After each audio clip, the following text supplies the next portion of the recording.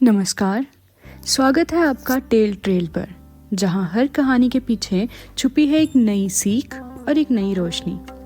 चलिए शुरू करते हैं आज की कहानी। दोस्तों, सबसे पहले तो जय माता दी।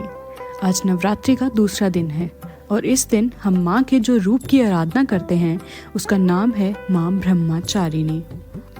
सोचो जरा, एक ऐसी कन्या जिसका जन्म हुआ हिमालय राजा के घर, एक ऐसी बेटी जिसके पास सभी राजसी सुख साधन उपलब्ध थे, लेकिन उसने सब कुछ त्याग दिया।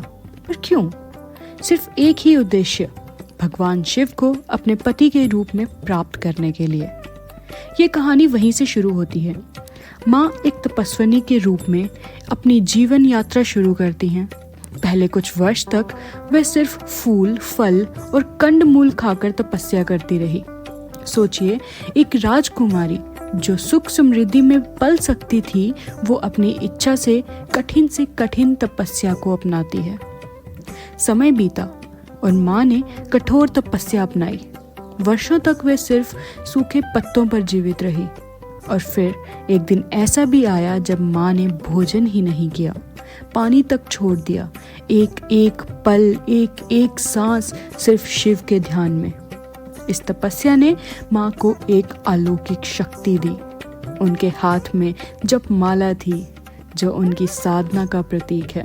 दूसरे हाथ में कमंडल जो संयम और त्याग का प्रतीक है। उनका पूरा स्वरूप हमें ये बताता है कि सच्ची इच्छा, शक्ति और श्रद्धा के साथ इंसान कुछ भी हासिल कर सकता है। और दोस्तों, माँ की तपस्या बेकार नहीं गई। उनकी इस दृढ़ निष्ठा के कारण शिव स्वयं प्रकट हुए। माँ का ये रूप सिर्फ कहानी नहीं, एक मिसाल है कि जीवन में अगर हम सच्चे दिल से कुछ भी चाहें और अपने संकल्प पर दृढ़ रह जाएं, तो ब्रह्मांड भी हमें उस तक पहुंचाने से रोक नहीं सकता। और इसीलिए नवरात्रि के दूसरे दिन माँ ब्रह्मचारिणी की पूजा से मन पवित्र होता है और जीवन में एक नई ऊर्जा का प्रवेश होता है। अगर आपको ये कहानी पसंद आई हो तो टेल ट्रेल को ज़रूर फॉलो कीजिए। अगली कहानी में फिर मिलेंगे एक नए रूप, नए पाठ और नए अनुभव के साथ।